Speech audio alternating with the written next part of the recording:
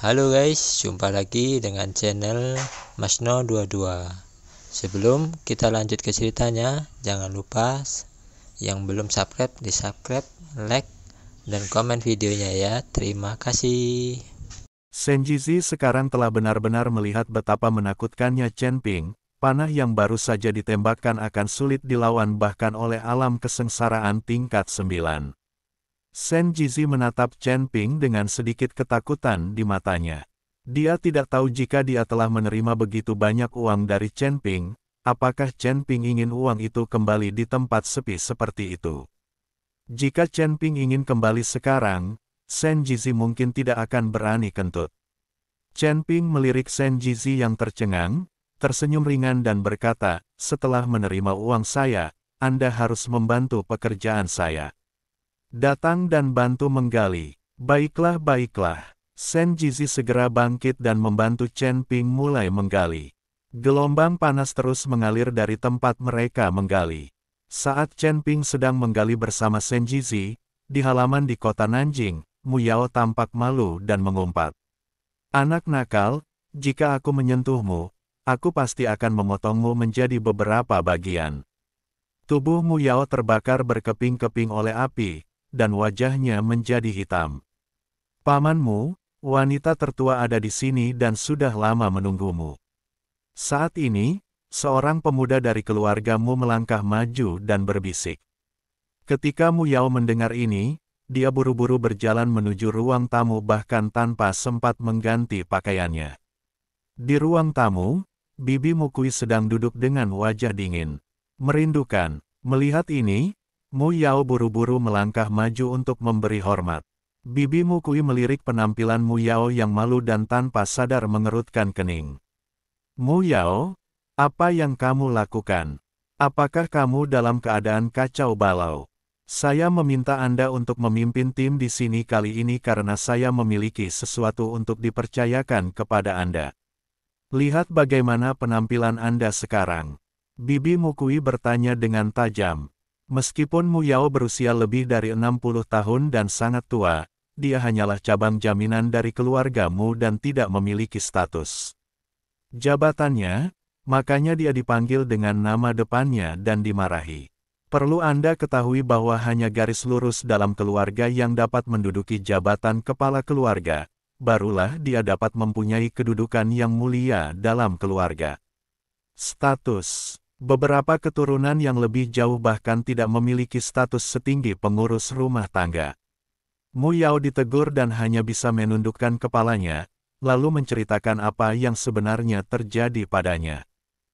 Ketika Bibi Mukui mendengar bahwa Mu Yao dibuat berantakan oleh biksu tingkat ketiga di alam kesengsaraan, dan bahwa pihak lain dapat mencapai sumber api, matanya langsung menyipit.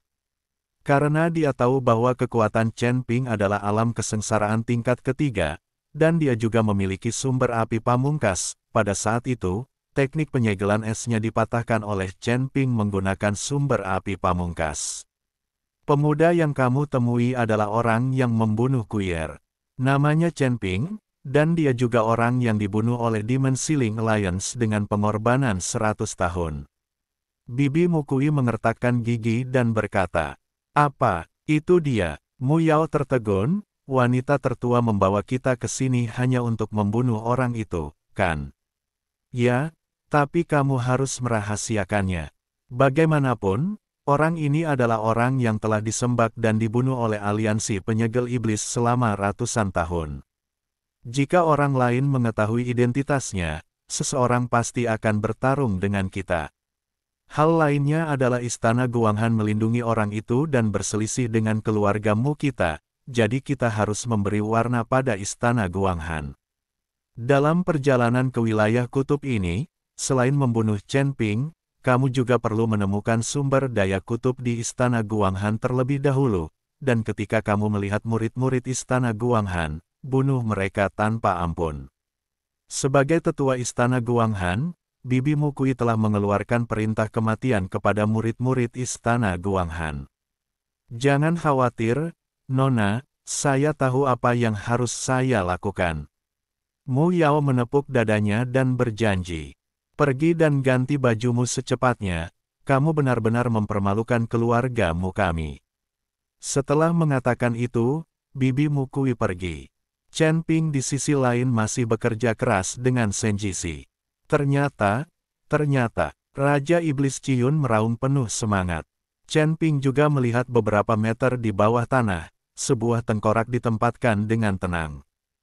Tengkoraknya juga menjadi batu giok, memperlihatkan bentuk transparan, dan tengkorak mengeluarkan banyak gelombang panas. Alasan mengapa salju di sini mencair adalah karena tengkorak ini.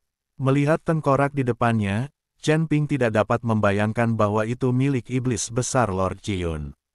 Mengambil tengkorak itu, nafas langsung mengalir ke lautan kesadaran Chen Ping. Raja Iblis Ciyun sangat bersemangat hingga dia hampir melompat.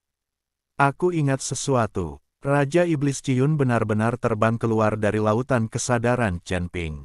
Ketika Chen Ping melihat ini, dia terkejut. Sisa jiwa Raja Iblis Ciyun masih bisa bertahan di lautan kesadarannya sendiri. Jika lolos, mungkin akan segera menghilang.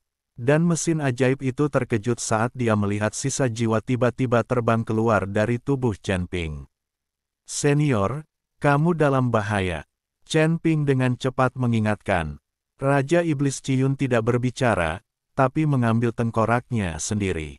Dari tengkorak, sinar cahaya redup terus menjalin dengan sisa jiwa Raja Iblis Ciyun. Setelah beberapa saat, Raja Iblis Ciyun menunjukkan ekspresi menyakitkan, dan kemudian kembali ke lautan kesadaran Chen Ping. Senjisi menatap semuanya dengan tatapan kosong, tidak berani mengucapkan sepatah kata pun. Senior, apa yang kamu ingat? Chen Ping bertanya dengan cepat. Pegunungan ini adalah tempat pemakamanku. Tubuhku terkubur di bawah seluruh gunung iblis. Kata Raja Iblis Ciyun dengan mata kusam. Chen Ping tidak tahu harus berkata apa. Gunung Iblis Surgawi ini adalah pegunungan terbesar di seluruh alam surgawi, melintasi seluruh wilayah selatan. Tubuh Raja Iblis Ciyun dimakamkan di pegunungan yang begitu luas. Ini lebih sulit daripada mencari jarum di tumpukan jerami.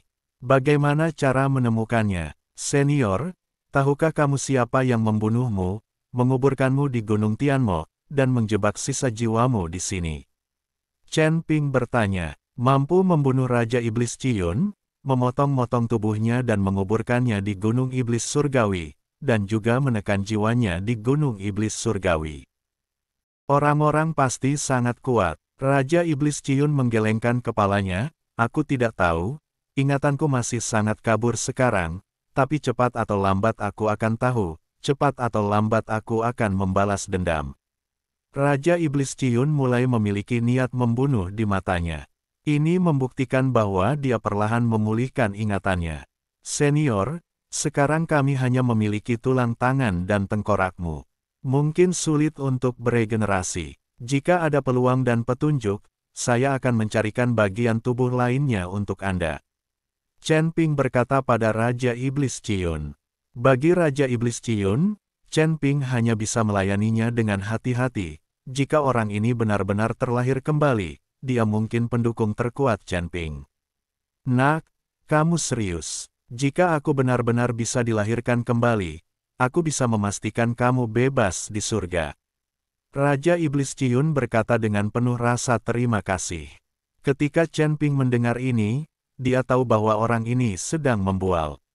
Ada begitu banyak tuan di surga, dan masih banyak surga di langit, tetapi Raja Iblis Ciyun hanya ada di surga ke-9. Jika dia benar-benar hebat, dia tidak akan dibunuh atau dipotong-potong untuk menekannya. Namun, jika dia bisa menjadi tak terkalahkan di dunia surga dan manusia dan membantunya naik, itu akan baik untuk Chen Ping. Setelah meninggalkan lembah salju, Chen Ping akan kembali ke istana Guanghan. Misi Senjisi telah selesai, dan dia akan terus menghasilkan uang di kota Nanju. Rekan Tao, meskipun saya tidak tahu identitas Anda, senjata ajaib yang Anda bawa bisa jadi. Yang pasti Anda tidak akan pernah menjadi biksu biasa. Petik 2. Saya punya 20 koin roh emas ungu di sini. Saya akan memberikan semuanya kepada Anda. Semua yang saya lakukan sebelumnya dianggap membantu. Saya juga ingin menjadikan Anda teman. Shen Jizi tidak bodoh, dia selalu takut jika dia menipu uang Chen Ping. Chen Ping akan membalas dendam. Terlebih lagi, menghabiskan sedikit uang ini untuk berteman dengan orang-orang seperti Chen Ping layak dilakukan. Melihat tingkah Shen Jizi, Chen Ping tahu bahwa orang ini ketakutan setelah melihat kemampuannya. Ambil saja uangnya, kamu pantas mendapatkannya, dan aku tidak akan merepotkanmu dengan uang sekecil ini. Mungkin aku akan mengganggumu lagi setelah beberapa saat. Lagi pula, kamu lebih familiar dengan tempat ini, kata Chen Ping sambil tersenyum tipis. Ketika Shen Jizi mendengar ini, dia segera mengumpulkan koin roh, dan kemudian berkata sambil tersenyum, tidak masalah, saya yang paling akrab dengan area ini, jika Anda membiarkan saya memimpin, saya pasti akan melakukannya secara gratis. Setelah mengucapkan selamat tinggal pada Shen Jizi, Chen Ping kembali ke istana Guanghan. Saat itu sudah larut malam, Chen Ping awalnya ingin kembali ke kamarnya untuk beristirahat, tetapi dia tidak menyangka bahwa kepala istana Guanghan sudah menunggunya. Tuan Chen, apakah ada yang salah jika Anda pulang selarut ini? Jika Anda ingin memenuhi suatu kebutuhan, saya telah mengatakan bahwa saya, murid istana Guanghan, dapat memilih apapun yang Anda inginkan, jadi Anda tidak perlu malu. Pemilik istana bertanya pada Chen Ping. Ketika Chen Ping mendengar ini, dia dengan cepat menjelaskan, kepala istana salah paham. Saya baru saja pergi ke kota Nanjing untuk membeli beberapa barang. Karena bepergian ke daerah kutub berbahaya, Anda harus bersiap terlebih dahulu. Bagaimana keuntungan Tuan Chen? Pemilik istana bertanya. Tidak buruk, barang yang kubeli seharusnya berguna di jalan. Kata Chen Ping, kalau begitu aku tidak akan mengganggu istirahatmu, tapi kamu harus ingat bahwa di saat yang paling berbahaya, kamu harus memastikan keselamatanmu sendiri dan melarikan diri, dan kamu bisa mengabaikan orang-orang suci itu. Saya juga akan meminta mereka untuk bekerja sama dengan Anda sebanyak mungkin. Orang-orang suci ini semuanya sombong, jadi terkadang Tuan Chen tidak peduli jika kata-kata mereka tidak masuk akal. Kata pemilik istana kepada Chen Ping. Saya mengerti, saya tidak akan peduli. Chen Ping tersenyum ringan. Itu bagus. Tuan istana pergi. Chen Ping kembali ke kamarnya, lalu mengeluarkan cangkang kura-kura hitam dan mengukir pola formasi di atasnya. Mengukir pola formasi di tempat sekecil itu adalah yang paling memakan energi dan menyita energi. Butuh waktu semalaman bagi Chen Ping untuk menyelesaikan ukiran lebih dari selusin cangkang kura-kura hitam. Armor kura-kura hitam, ditambah dengan pola formasi yang diukir oleh Chen Ping, cukup untuk menahan serangan dari alam kesengsaraan tingkat 8 ke atas. Bagi orang suci dari alam kesengsaraan tingkat 6 ini, pertahanan diri sudah cukup. Setelah menyingkirkan cangkang kura-kura hitam, Chen Ping menarik napas panjang dan bangkit untuk mencari penguasa istana Guanghan. Dia ingin penguasa istana membawanya ke tempat para orang suci berlatih dan memberi mereka cangkang kura-kura hitam ini. Pada saat ini, pemilik istana sedang duduk di halaman, dengan udara dingin yang terus-menerus mengelilinginya. Suhu di sini sangat dingin, tetapi pemilik istana mengenakan rok kasa setipis sayap jangkrik dan sangat transparan. Mungkin dia lupa tentang keberadaan Chen Ping dan merasa hanya ada murid perempuan di istana Guanghan, jadi pemilik istana hanya duduk di halaman untuk berlatih. Ketika Chen Ping datang ke halaman Raja Istana dan melihat Raja Istana mengenakan pakaian tembus pandang, Chen Ping tertegun sejenak. Dia tidak menyangka Tuan Istana akan berpakaian seperti ini saat dia berlatih. Saat ini, Chen Ping tidak tahu harus berbuat apa. Haruskah kamu pergi atau tetap di sini? Meskipun dia berusaha sekuat tenaga untuk menghindari tatapannya, mata Chen Ping tampak tidak patuh dan dia selalu meliriknya secara tidak sengaja.